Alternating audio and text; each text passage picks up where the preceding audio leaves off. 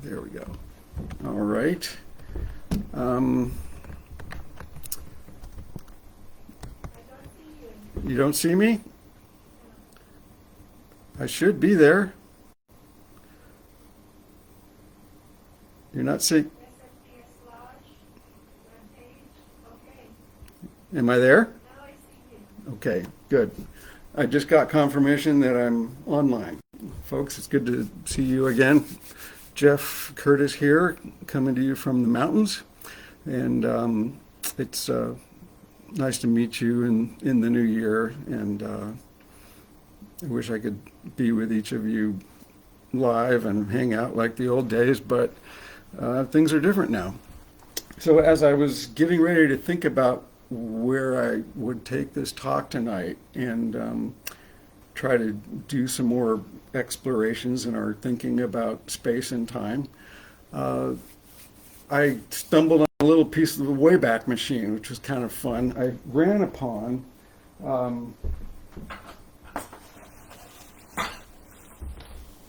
some cool relics. For example, Theosophical Lodge Program, November 1996. Some of my own notes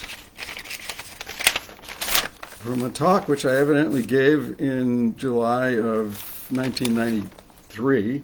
Reading them, I think I can remember what I was trying to get at. It had to do with a somewhat more general picture of science and the nature of scientific explorations and quantum mechanics. At the time, I was talking more about quantum mechanics. That's really not going to be my focus tonight. I'm going to be trying to dwell a little bit more in the area of relativity and specifically begin moving into general relativity as opposed to special relativity. But before I get started on that, I wanted to make a plug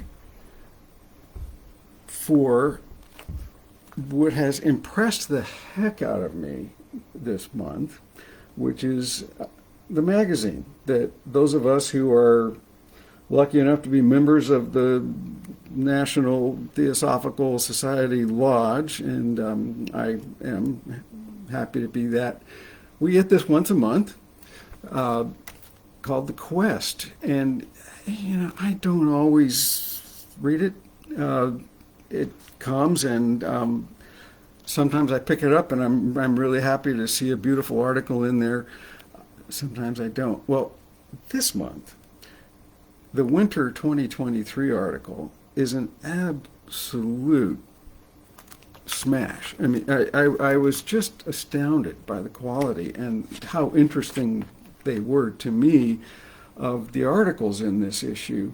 The whole thing starts off with an absolutely fantastic initial preface article. It's one page long, but he put so much into it. This is written by Richard Smalley, who's one of the grand old experts of the Theosophical Lodge. Let's see, that shows up on page 2 from the editor's desk, Richard Smalley. And my goodness, it's a great piece of work. I ended up just going crazy on it and writing all kinds of questions to myself.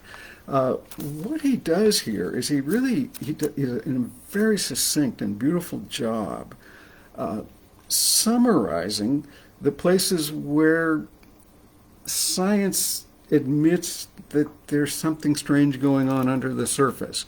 You might be aware of the fact that this year the Nobel Prize in Physics was awarded to 3 individuals. It was Anton Zellinger and somebody named Klausman, and then Alain Aspect. And these were the folks who proved non-locality of the universe. And this is a facet of quantum mechanics that I've talked about at the Lodge a number of times. It gets at the fact that quantum objects are correlated, or can be correlated, over distance in a state of what we call entanglement, really meaning an informational connection. such that these seemingly two different regions of space and time are somehow correlated in a deep way that is very difficult to explain. In fact, impossible to explain using classical physics. And we have to make recourse to something else, which has to do, to not get into the story, but wave function collapse and the informational correlation across distance freaked Einstein out. He didn't like it. He published a big article called the Einstein-Podolsky-Rosen article, trying to overturn this notion of spooky connections between regions of space-time over a distance and faster than light could transmit a signal. Well, he lost the debate, and experimentally this was proven first in, I think, the early 1980s by Alain Aspect, scientist in France, and then later refined and tightened up and made unanimous in the scientific community that, in fact, the universe is stranger than we think, and there are correlations, at least. You notice I'm not saying causation. The question of causation is different, but at least correlations beyond what we can explain using classical physics. So that opens the door to lots of interesting speculations. And in this particular piece by Richard Smoley, he gets very much into the idea of causation. And what really is causation? That's a key and long-standing problem in philosophy, because we think we know what that is. You know, A smashes into B and sends it flying. Well, fine, but when you get down and start analyzing that at deeper and deeper and finer levels, causation, the way we like to think about it as big macroscopic simplistic beings, sort of goes away, and it is one of the great unsolved, or at least poorly defined, problems in philosophy. So that one was great. But then what goes on in the rest of this particular issue of The Quest is an absolutely fascinating article from a fellow I've never heard of. His name is Robert Temple, and he has a book out. I think it's called The New Science of the Heavens. I should probably look that up and be absolutely sure. He is postulating in a very, New Science of the Heavens. He has the idea, and I think he's onto something, that much more about our universe is explicable in terms of the plasma state of matter. And he's specifically very interested in plasma fields and clouds in the universe at large. Plasma just means charged ionic mixes of electrons, protons, ions. It's a charged gaseous state, or usually thought of that way, as a charged gaseous state. And we see evidence of this. So, for example, the northern and southern lights that you see at high latitudes, that's because of charged particles streaming in from the sun along the lines of magnetic force as they extend from the Earth at the poles. And they're guided into the upper atmosphere, and these charged ions traveling at high velocity hit atmospheric gases, excite those molecules into what we call electronically excited states, which then relax by emission back to their ground state. And the emission is what we see in the form of the colors of the aurora. So we kind of know what that is. The word plasma also gets used in the context of blood. That's not what I'm talking about. But blood plasma is the liquid, clear fraction of the blood with no particulates in it. As a chemist, I work in fluid solutions, and one of my great interests for the last 20 years of my research career had to do with ions in solution, cations and anions. You know, the cations are positively charged forms of elements or small molecular fragments. Anions are the negatively charged.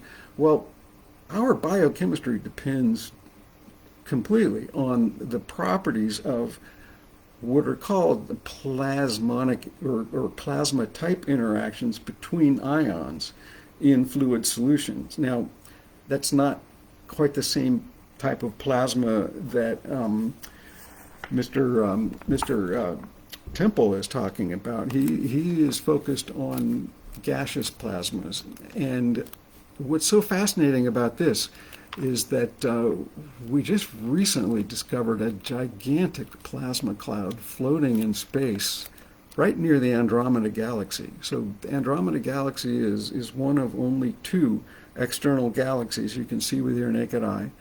The other one is the Great Galaxy in Triangulum, and it's not very far from it in space, because the Andromeda Galaxy and our own galaxy and the Triangulum Galaxy are members of a cluster of galaxies that's interacting, and they're gravitationally bound together. In fact, our galaxy, the Milky Way, in a couple of billion years is going to be colliding with the Andromeda Galaxy, which is pretty interesting. The Andromeda Galaxy has about twice the mass of ours. I think it's on the order of 2.3 million light years away. So it's a slow process for two galaxies to find each other. Well, what are the interactions that take place when galaxies collide? And hopefully you've had a chance to see images from the James Webb Space Telescope, and you realize that when we look far back in time, we see lots of galaxies colliding because they were closer together back in the early period after the Big Bang. And so you see galaxies colliding all over the place, and the pictures are beautiful, and simulated movies are even more fun. Well, what's interesting in the context of plasma is that when galaxies collide, the stars don't hit. What happens is the galaxies pass right through each other without the stars hitting, but they influence each other gravitationally. And so you get these beautiful streamers, and they get all smushed and pulled out of shape, and usually they'll pass through each other and do a dance and then come back and then collide again. And it's this absolutely gorgeous cosmological ballet. Stars don't hit, but the gas clouds do.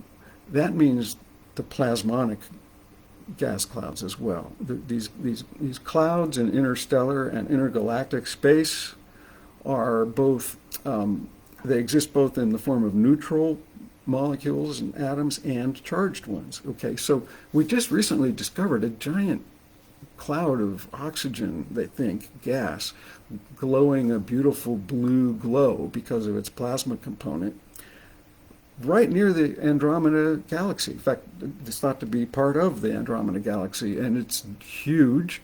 It actually spans like 2 or 3 lunar diameters in the sky, which is remarkable, and it's glowing this beautiful ghostly blue. Well, Mr. Temple believes he's got a handle on the physics and chemistry going on in these gas clouds, and he has a whole theory he's built up that it's even possible that they could be conscious and aware, intelligent observers of the universe, just like us, but bigger and gaseous and charged out there. And I don't know about that. Those of you who follow the Lodge and are familiar with me realize that I put quite a bit of time into studying the science of consciousness and seeking to understand the way in which material phenomena we can observe and measure on the Earth plane have something to do with the phenomenon of consciousness. So I will probably buy this guy's book because it's so interesting. It's such a out there sort of gobsmacking concept to think of conscious charged gas clouds given cosmological time spans of 13.5 billion years, somehow organizing themselves and finding a way to have the necessary combinatorics and structure to support consciousness somehow. I think I have to understand this theory, even if it doesn't immediately strike me as obviously plausible. It's a great idea.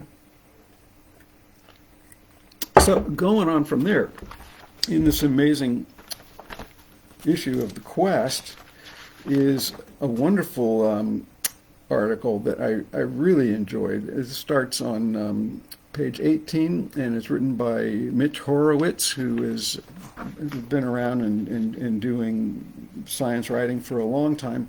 And it's a great snapshot of the state of parapsychology and the fact that parapsychology has very much come of age. The experimental rigor that parapsychologists have had to take in order to be taken seriously by the rest of the scientific community is extraordinary. They are really the masters of experimental data collection and elucidation of admittedly small effects, but things like psychokinesis, the power to influence objects by concentrating on them. This started to be worked on a long time ago. It goes way back, and we have beautiful books from the early days of the Society for Psychical Research there in the Lodge Library. So it goes back into the time of Madame Blavatsky and the late 1800s. Really had a heyday at Duke University in the work of J.B. Rhine. So J.B. Rhine did work on extrasensory perception and psi communication, or ability to foresee the future, as in precognition, or we might just call that clairvoyance across time. These things are now so tightly nailed down experimentally and with such spectacular statistics. I would refer you to any of the books of Dean Radin, for example. He does a beautiful job of laying out the nature of psi research, and he's the one who proved, I will use the word proved, presentience, which is the ability to perceive especially emotionally charged events reproducibly from 5 or 6 seconds in the past, or that means precognize them 5 to 6 seconds forward. And it works particularly well with emotionally impactful photographs that get flashed to a subject. So The Conscious Universe is a book by Dean Radin that I can't say enough good about. Well, anyway, Mitch Horowitz takes all of that into account and more, and has a beautiful explication here of the state of parapsychological research and the fact that it has come of age. And this also demonstrates spooky connections across space and time that Einstein didn't like, but they're there. And anybody who gives the data a fair look will come to that same conclusion. Now, there's a lot of stodgy, we might say, or stubborn, rugged materialists in the scientific community who just say no. No matter how good the data are, they are just going to say no because it offends the dominant paradigm of materialism. So they come to the question of parapsychology with an attitude of, well, that can't be, therefore it isn't. Not good. That is not a good attitude for a scientist to take, but a lot of them do have been for a long time. But the interesting result of that is that parapsychologists among us have pushed data science and how to take careful measurements and interpret the data to a new level. They really are rigorous and careful and good at what they do. And in recognition of that, I think 2 or 3 lectures ago, I spent a while talking about a really beautiful book by Russell Targ having to do with remote viewing, which is one of the manifestations of psi. So how does that work? Remote viewing. That was studied at SRI for a long time, then it got subsumed into CIA as part of essentially a strategic resource because they realized that there was very valuable intelligence that could be garnered this way. Over time, those experiments of remote viewing not only showed the ability of a viewer to sketch pictures being looked at by a sender off in the distance someplace, they realized they didn't really even have to have the sender. You could actually just give a skilled remote viewer the latitude and longitude of a place on planet Earth and a timestamp and ask them to go at it, and they can generate good information. This happened over and over and over again, and the program continued for quite a long while. Under the supervision of a really interesting character named Ed May, a wonderful man I've had the privilege to know for a number of years. And he's written some wonderful articles on this. There's a movie out called Third Eye Spies, another one called Men Who Stare at Goats.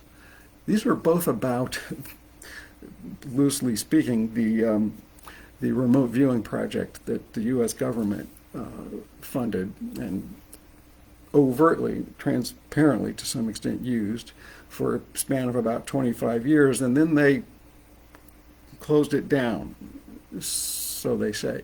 A lot of us don't really quite believe that. But purportedly because the satellite intel got so good and other forms of data collection got so good that they didn't need the remote viewers anymore. I'm not buying that. But anyway, pay attention to that one thought, the fact that it works across time. Because there were multiple instances where in a remote viewing experiment and setup, the viewer would draw pictures, garner impressions of a point in space that turned out not to be relevant to current time, but extremely, strikingly relevant to times past. That was happening in an uncontrolled fashion at first, and then it started being used in a deliberate, determinative way that proved useful enough that various intelligence agencies within the U.S. government kept coming back to the remote viewers for more, over and over, to get data. It was a very utilized program, and given its negligible expense, it was a very good value, I guess you would say, to the intelligence community. Well, this thing keeps going, and the article I'm working on now in it is called, there's a fun one about spiritual awakening of the third eye that I found quite fun. But the thicker article that I'm just now approaching is written by Gary Lachman, who you may have heard of. He's been around a long time, done a lot of good writing and deep insights. And this is an article all about Abraham Maslow. And the life and times and insights and thoughts of Maslow are big, and they're worth reading about. So I'm going to leave that one since I haven't got past the first paragraph. But anyway, that's my plug. Join the TS. Get this magazine. You'll be happy. It works. So back to our main thrust here, which is me trying to wrap my head around a little bit of the science of the mysteries of space and time, and then transmit some of that onto you. It's been interesting for me and a little bit humbling. I find myself having to go back and relearn stuff that I either forgot or never learned in the first place about relativity.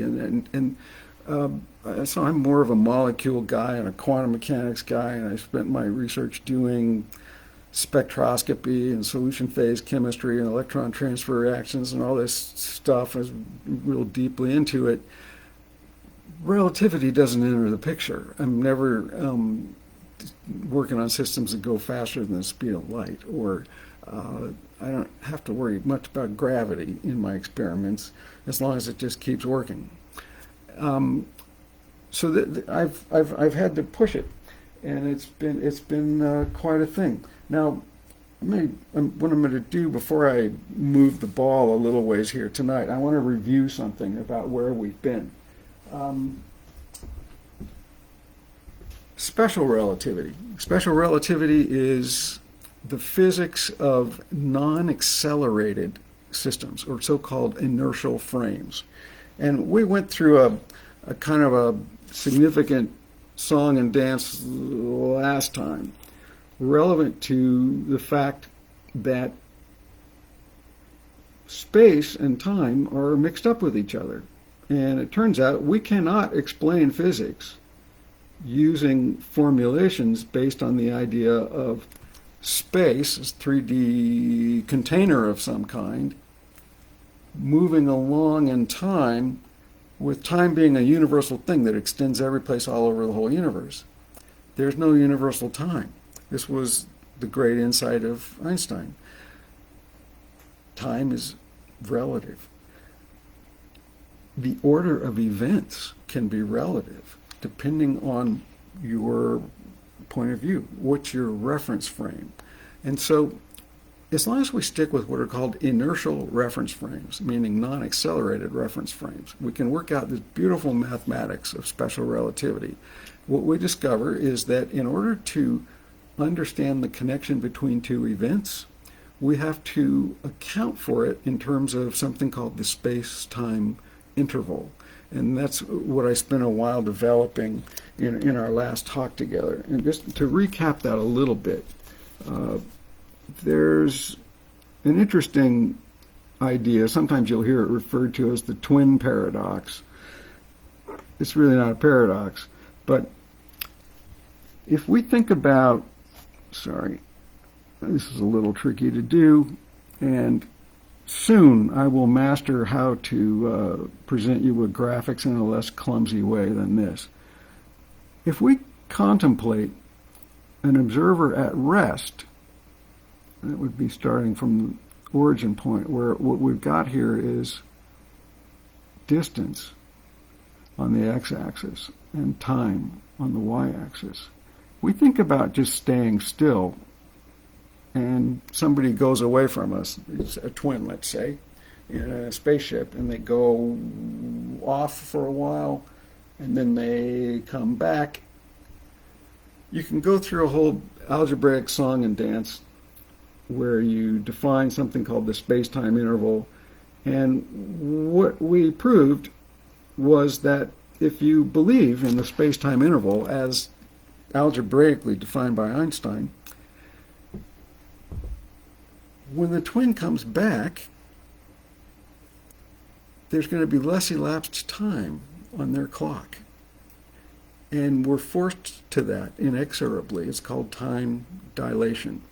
Well, that can be boiled down into a simple formula.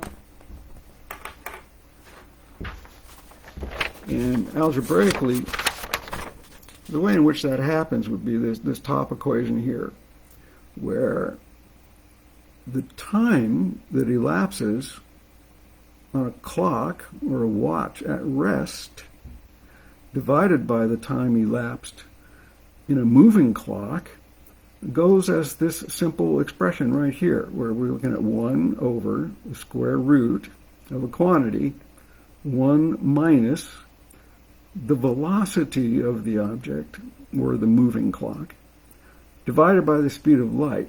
That's squared, and it's all taken to a square root. So that quantity is called the Lorentz factor.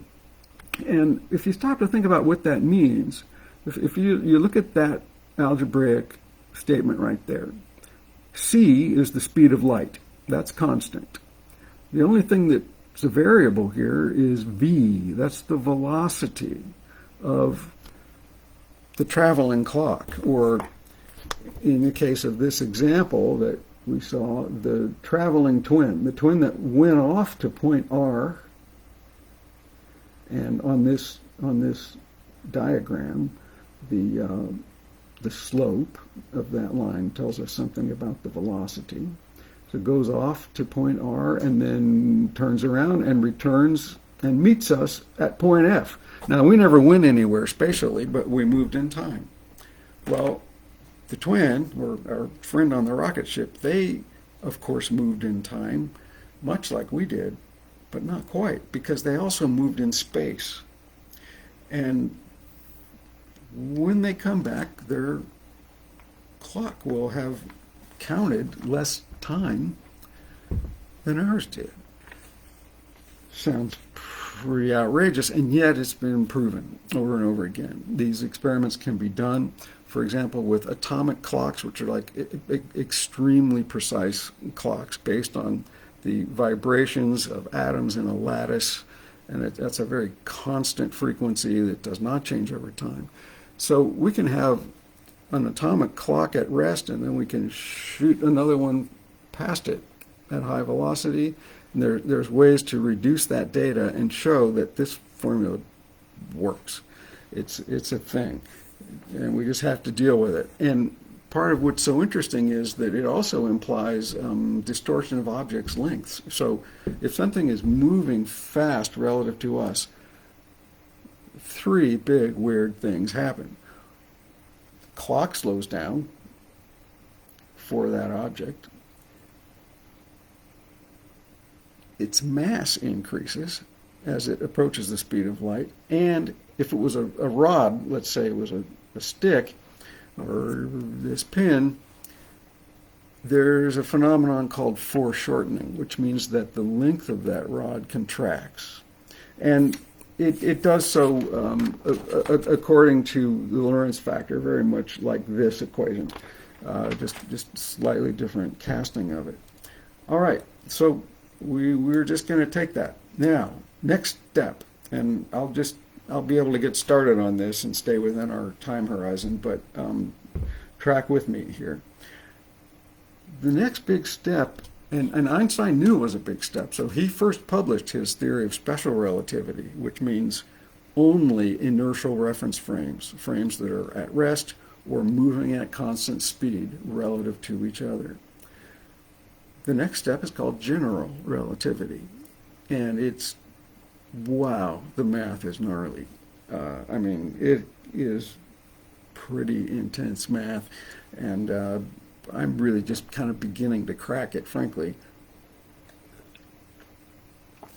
I understand now why I never took the course in general relativity. It's really ornate vector or tensor mathematics, and I'm impressed with people who can do that for a living. But the basic idea is not so difficult. So accelerated motion is the key.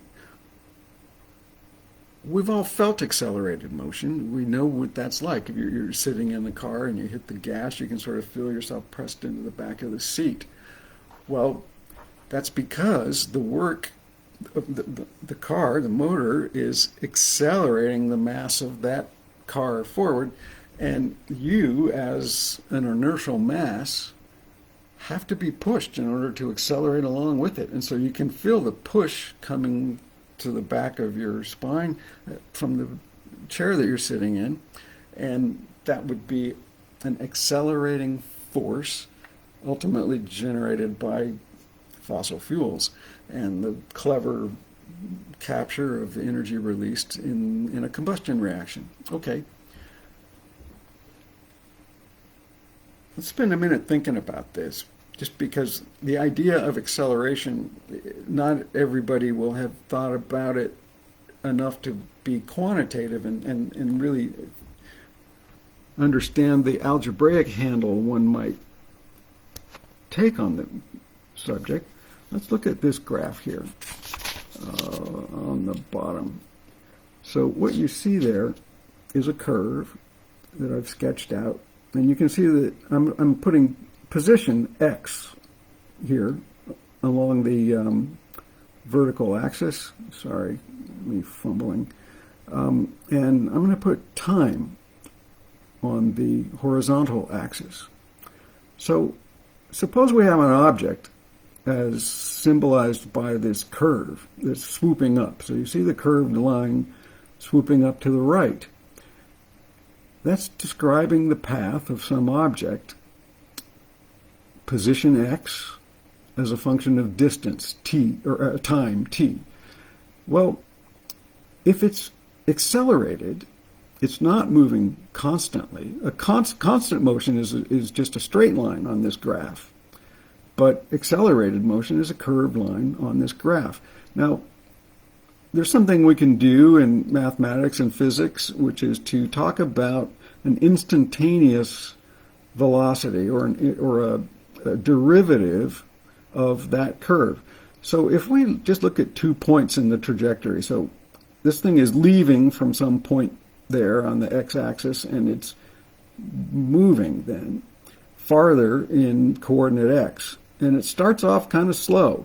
So what I'm doing there is I'm drawing a tangent line that touches a point on the curve, right at that dot you see in the midsection of that triangle's line. Well, if just looking at the numbers on this piece of graph paper, what I come up with in this made-up example is 4.2 units of x happened in the period of 5 seconds along the horizontal axis, and I can compute from that, well, this object at that one point right there was going 0.84 meters per second. Okay, great. Now, we wait a little longer, this thing is speeding up, and what we see is the second triangle there. When I do the same thing and I just measure from that point, that tangent point, I draw a line that just kisses the curve, and then I analyze the slope at that point. And what I see is that, oh, now we've moved 7 units in x during a period of 2 units of length along the t-axis. And so that's how you compute a slope of a graph or a line, is called rise over run. And so we have a rise of 7 over a period of 2 units of run along t, and that works out to 3.5 meters per second, which is quite a bit faster. So I'm just trying to demystify for you a little bit here how we can think about and talk about these things. And it's going to keep going faster and faster. This curve, by the way, what I was sketching out here by hand is approximately a parabola. I wasn't super careful about it. But velocity is the time rate of change of position, okay, meters per second. When the velocity is changing, that's what we call acceleration. And you don't know it, but what I just gave you there is kind of an early little lesson in calculus, or the beginning of understanding what we call differential calculus. So that instantaneous slope of a point on a curve would be called the first derivative of that curve. And we can call that first derivative velocity. And this is just a different way to write it, meters per second.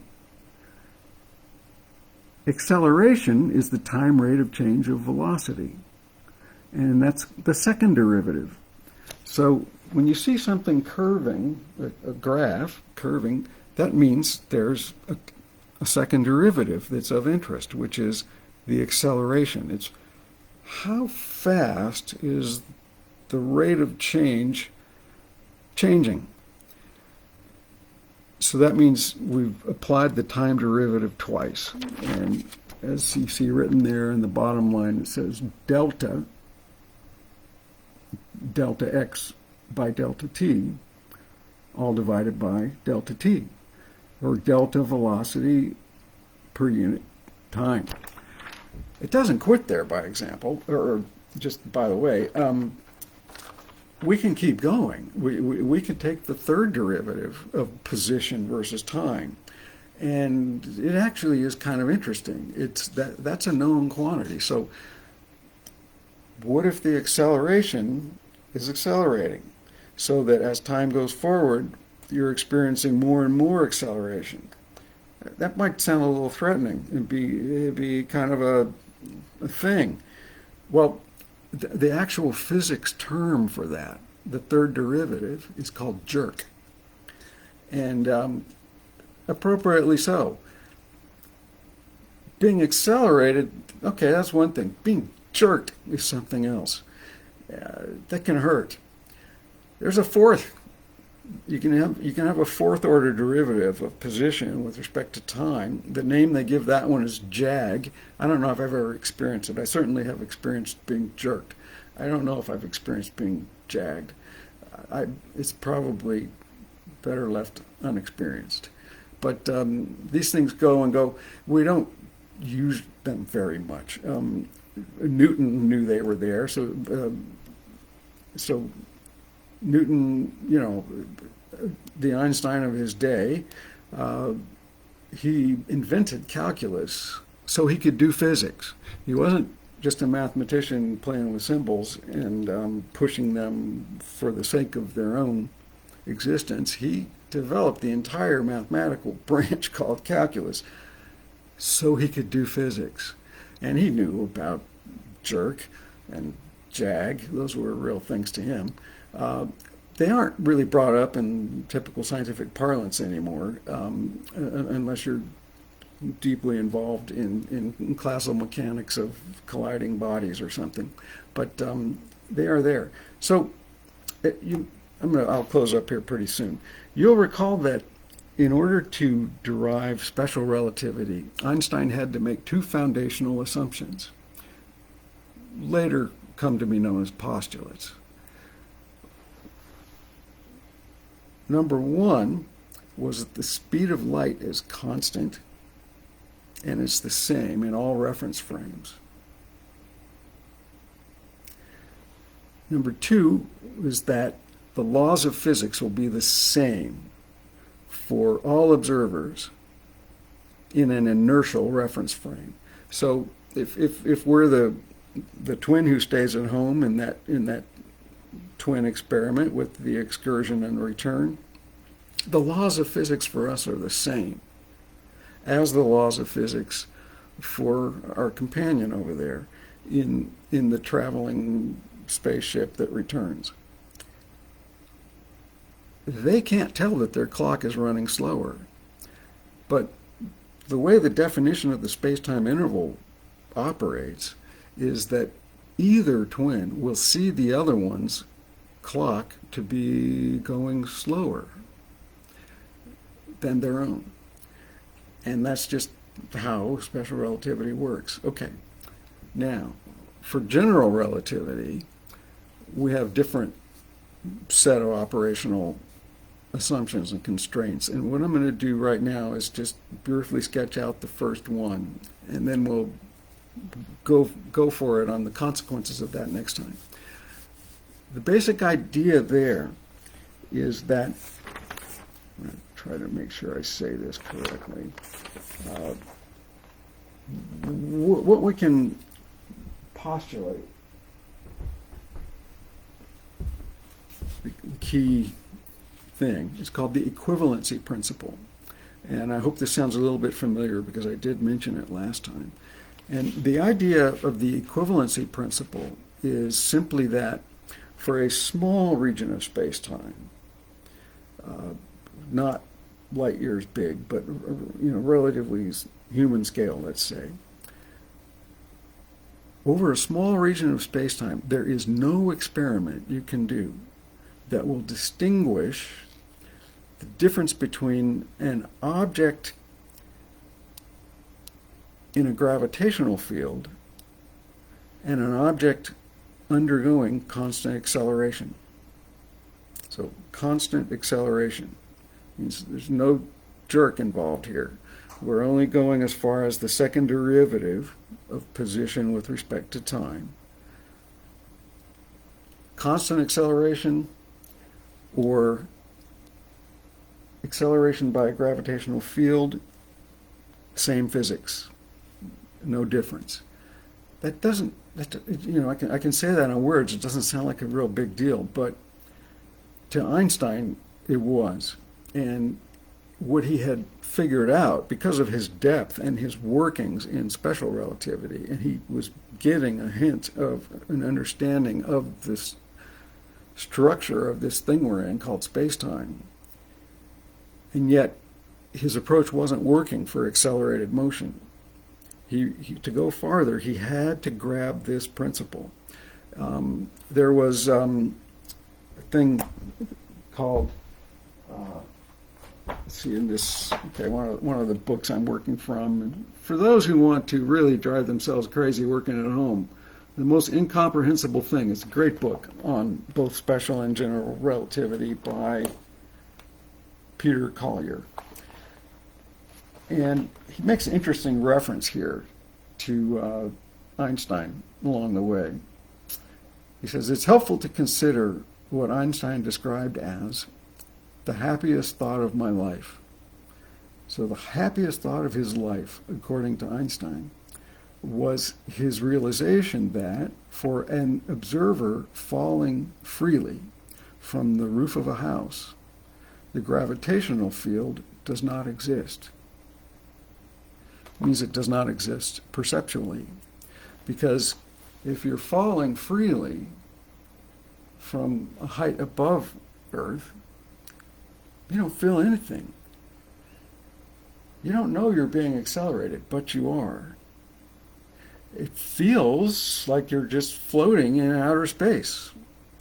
I've never done that. Interestingly enough, a few days ago, I was having a fun phone call with my friend Clee, who is a guy who has come and spoken at the lodge at least once, maybe twice. I'm not sure. Clee, at a certain point, for I think her birthday, he took his daughter.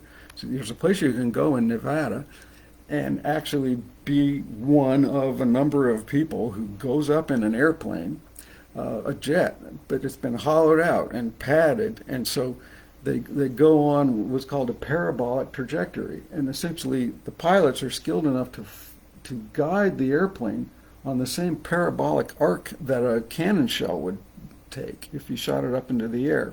That means the airplane is guided along a free fall trajectory, and so you go weightless inside of the plane for like 3-4 minutes, and you're experiencing what it feels like to be in outer space, which is to say there are no forces pushing on you. You're just there, and you're not hitting the floor or the ceiling or the walls or anything. You're just floating, and you're floating freely in a gravitational field, and it feels just like being out in the middle of intergalactic space somewhere. Said it was quite a bit of fun. I think they went twice, and yeah, I would love to do that. It sounds like kind of a gas. So that idea underpins the entire field of general relativity, which is, it underlies everything in physics that we do now. It's there. So you might have seen a movie called Interstellar. Great movie. I recommend it. And it touches upon where I'll go next time, which is the time dilation effects due to gravitational fields, and the fact that Einstein figured it out up to a point, and we can push general relativity up to a point, and then it breaks. Then we have to contemplate something called quantum gravity, which is the next level of the next frontier, really, of physics right now, is figuring out a theory of quantum gravity. So I will go all through that in our next meeting, and thank you for being here, and I wish you all a delightful 2023. Bye.